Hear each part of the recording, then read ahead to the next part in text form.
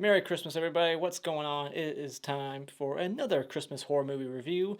This one will be uploaded on Christmas. So you're getting an extra Christmas horror movie review this week. So let's talk about the 2015 Michael Dougherty Krampus. So this one, I did not see it when it came out. I saw this for the first time a year ago. Just watched it again from the second time with my family, and we all enjoyed it. So this movie is about a boy named Max whose family comes to visit for Christmas and accidentally summons a festive demon named Krampus to his family home. The things I like about this movie, first up, is the cast. It has a fantastic cast. You got Toni Collette from one of my favorite horror movies of all time, Hereditary, which is a masterpiece. Check it out. And you got David Koechner, who's always a good comedic presence in any movie. And you got Adam Scott in this movie as well, Parks and Recreation, and he's done all kinds of comedies too. He's usually in comedy films.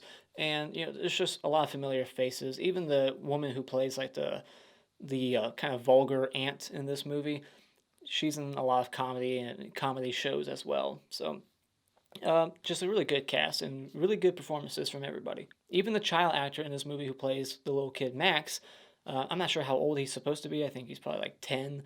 He's a good child actor. So having a bad child actor can sometimes bring down your film, and they found the perfect kid to play Max. Something that's extremely important in any Christmas movie, especially when I'm watching a Christmas horror movie, I always look for the Christmas atmosphere. I like there to be snow, Christmas lights, Christmas music, and this movie has all of that. This movie is rich in Christmas atmosphere in every single scene. This movie even opens up on Black Friday. You got a whole crowd of people just rushing through a store, stepping on each other. It's over the top. I don't think it's that crazy. I've never been, but I don't think it would be that bad. Is it? I hope not. But, it just opens up, making it already feel like it's the holiday. This movie is a horror comedy, very much more comedy than horror, if you ask me. And the best comedy in this movie that works for me comes from David Koechner.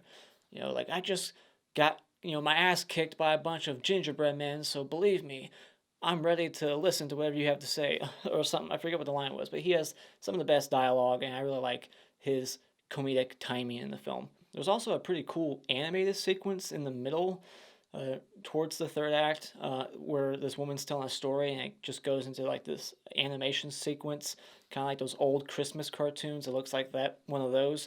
And I just thought that was done amazingly. It looked really cool. And the effects in this movie are pretty good too. Like the designs of Krampus, the way he looks and moves around, hopping from rooftop to rooftop. Some cool visuals here and there in the film, and the look of the monster toys later on. All of Krampus's minions that are working for him.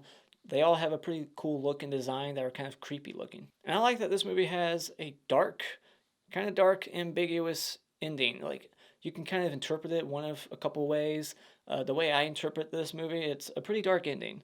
So, even though it's so like family friendly and comedic, way more comedy than horror, if you ask me, it has this really dark ending that just doesn't really go with the feel of the rest of the film. So it's kind of jarring. But I love that it's a dark ending. Now, getting into just a couple of my little dislikes here, it's really just, I think the characters were too exaggerated. Like the family that comes over, I just thought they were way too exaggerated. I also thought that the horror and comedy just wasn't that well balanced in the film. It just seemed too heavy on the comedy, and I wish it would have kind of balanced it better or went more horror. But it's trying to be PG-13, catered towards the kids and the family. I get it. But me personally, I wish that there would have been a little bit more bloodshed, a little bit more horrific imagery in here. There's a couple of cool looking monsters in it, but I needed more. It just felt way too comedic, and what also just took away from the horror of the situation was the people's reactions.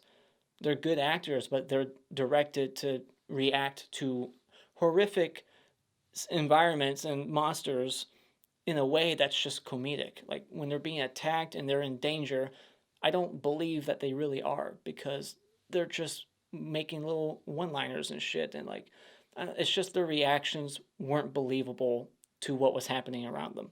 So final thoughts, I think that this is a beautifully shot, well-made Christmas movie to watch with the family. It's got some good, humor, some quirky characters, some cool effects, and teaches you how to have a good holiday spirit. So when it comes to Krampus 2015, this movie I recommend you go out and buy.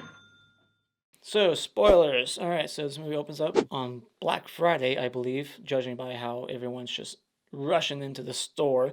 And it's all in slow motion. You got the Christmas music playing. Just love how it's all done here. I just thought it was a great way to open, and it's a good tone setter. Because this is like over the top. Like, this looks like an exaggerated version of what Black Friday is to people.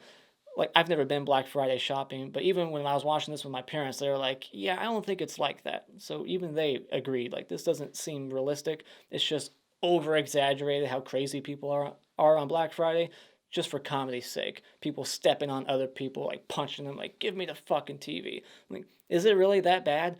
Maybe, I don't know. Jeez.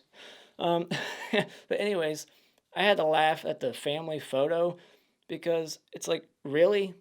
When you get your family photo taken at the mall, that's where they are, right? They're at like the mall and they're getting pictures taken with Santa.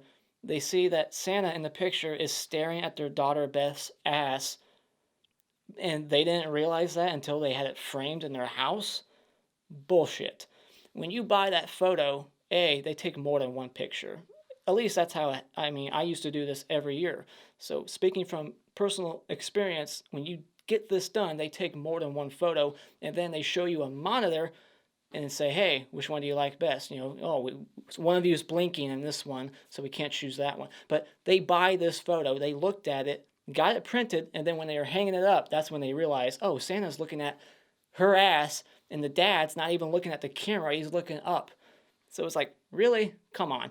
So, so we got this German grandma who for some reason is speaking German almost the entire movie until she gives her, backstory, revealing that she knows English.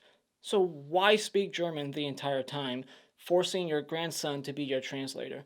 I don't get it. Like, if you have the ability to speak English and you know everybody around you that's coming over for the holidays can only speak English, why are you talking to them in German, confusing them and making your son translate or your grandson translate? It's just weird. I don't know. But her name's Omi.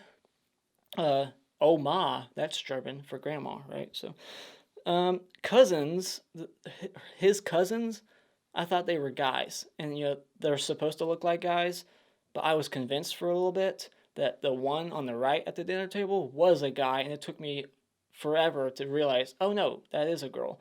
It was like when she was like reading the letter, and she gets to the point where it says, oh, our dad doesn't wish we were boys. So when she said we, I was like, oh, so the other guy, that's a girl too? I thought it was a little ridiculous that the dad even allowed them to read that letter for as long as they did. Like, he shouldn't have allowed that. When he looked over and he started to notice what was happening, he should have been right away like, dude, that's my son's private letter to Santa. How dare you read it? You should have done something a lot sooner instead of just letting her go on and on reading it. So I didn't like that. That kind of made me a little upset at the dad, so I didn't like that. And so the delivery guy, uh, is he real? Because he's dead. I mean, they find him dead in the truck, frozen, cold, with an expression of fear on his face. So, is he stuck in the snow globe with them? Is he on a time loop too? Is he even real? Why would Krampus create this fake delivery driver just to kill him? So he has to be real. But is he stuck in their purgatory hell? I mean, that's how I read the ending of this movie. So is he dying again and again? Is it a time loop? I don't. Is he real? That's my question. So, yeah, he gets pissed off. He rips up the letter, throws it out the window, and that's what summons Krampus. He wishes for everything to go back to the way it was and for his family to die, too, because that's what's happening throughout the movie. He's killing his whole family one by one. So I guess he wished for their death. Like, did he? I didn't hear him say that. I mean, why would he wish for them all to get killed one by one when he should really only be mad at Jordan and Stevie for reading his letter? So, anyways, so did Krampus kill Beth's boyfriend? We never see it, but when they get to the boyfriend's house, we see that Krampus at one point went down his chimney because of the chimney's broken open. There's cracks in the walls. But I thought this was just their household being haunted by Krampus. Like, as soon as he ripped that letter, they basically were transported into a different dimension, basically, where they're in Krampus's world and he can control the environment. He's God there in their snow globe. That explains why it's constantly snowing, it's a blizzard, and it's nighttime the whole time. Does it ever go back to day once it's nighttime? I don't think it does. I just watched it a couple hours ago. You would think I have a better memory, but I don't. So, but yeah. So, did he kill the boyfriend? Wouldn't make sense because they're in a different world. Why would the boyfriend get sucked into their snow globe world and get killed also? But the only reason why I'm asking this question is because we know Beth, she never made it there. Beth got killed and taken away underneath the truck in the road. She never made it to the house. So therefore, at some point before or after her death, Krampus was already there at the boyfriend's house killing him? Why? Because of his connection to Beth and her family? I don't get that. Whatever. It's not that important. So, but anyway, so the clock says it's after 7. It's like 7:15 p.m. And then the sun comes down the stairs and he's like, it's already dark out. No shit. Like, did I miss something? Like, I don't get it. Did time jump forward? Like, was it like 2 p.m. and then it, like, for some reason jumped over the 7 and he was like, oh my gosh, it's already dark. Like, it's December. It's dark by like 5. So the fact that it's 7 o'clock and he's like, oh my gosh, it's already dark. Well, no shit.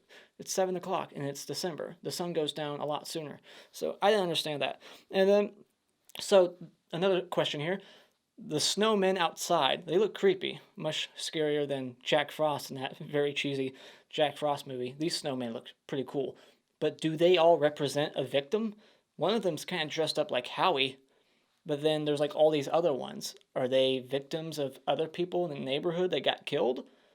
But why would Krampus be killing all of them? He's just focused on their household. So I doubt it. I think it's just the one is supposed to be Howie, but the rest are just regular snowmen. But that was just a question I had. Are they victims of everybody Krampus has ever killed and taken into a snow globe world or whatever?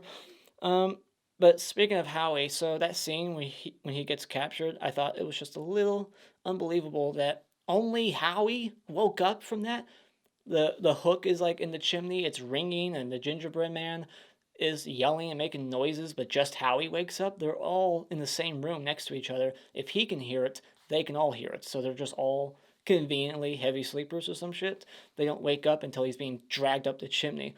And they should have let those Christmas presents burn because later on we find out that those Christmas presents that were left on the porch, they have the monster toys inside them. So when that tree and presents were lit on fire, he should have just let it burn. Let it burn, as Laurie Strode would say. So anyways, we find out that Omi had an encounter with Krampus many years ago, wishing that her parents would be dead, and she got her wish. And then she was never in the snow globe. So I don't understand that. So, like, if everyone who makes a wish, a deal with this Krampus devil, if they always end up in a snow globe world, purgatory, how come she's not in that already, like, as a kid? Whatever. Ugh, I can't think too hard about this. I'm starting to get confused. All right, so the CGI gingerbread man, the CGI looks pretty cool. It was really good. Doesn't look, fake or anything. It looks like real gingerbread man, like attacking David Koechner. So I thought the CGI there was pretty effective. But this is when the movie gets a little too silly to me. It's like, really, gingerbread men? Like the other monsters in the attic, they look fucking creepy. Like the one that's like got the angel wings that comes from above and starts hanging Toni Collette. That one looked pretty cool. The giant Jack in the Box, that looked amazing. But then you get even the teddy bear, that looked pretty cool. But then you get Gingerbread Man.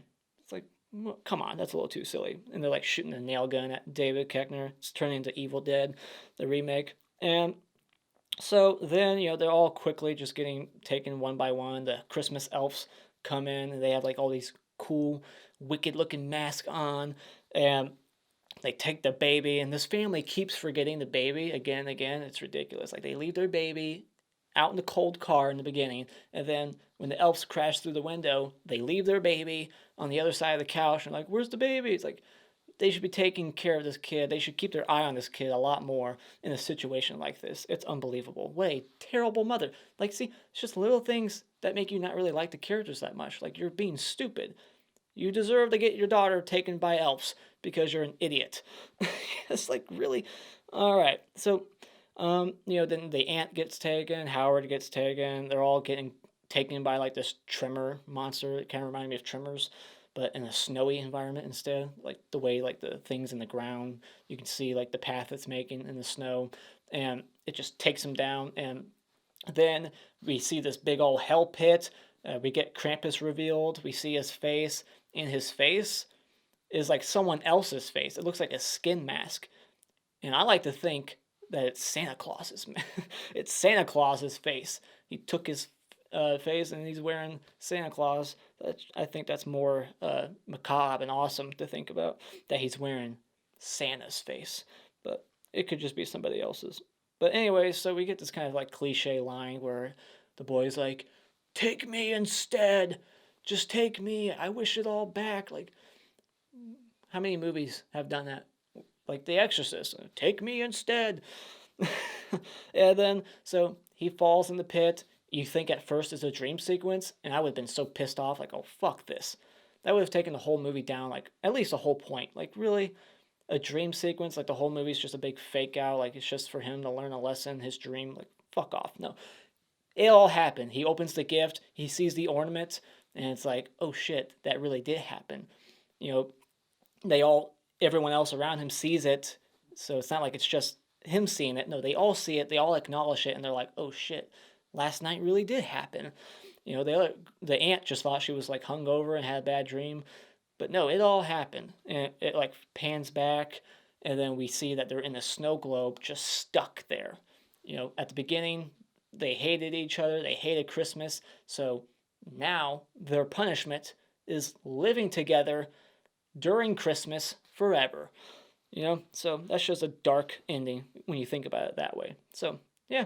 And then another thing, when you look at all the snow globes, you can see the Psycho house. Norman Bates, his house is in one of those snow globes, and apparently I read that there's other houses from other horror movies. I didn't see them.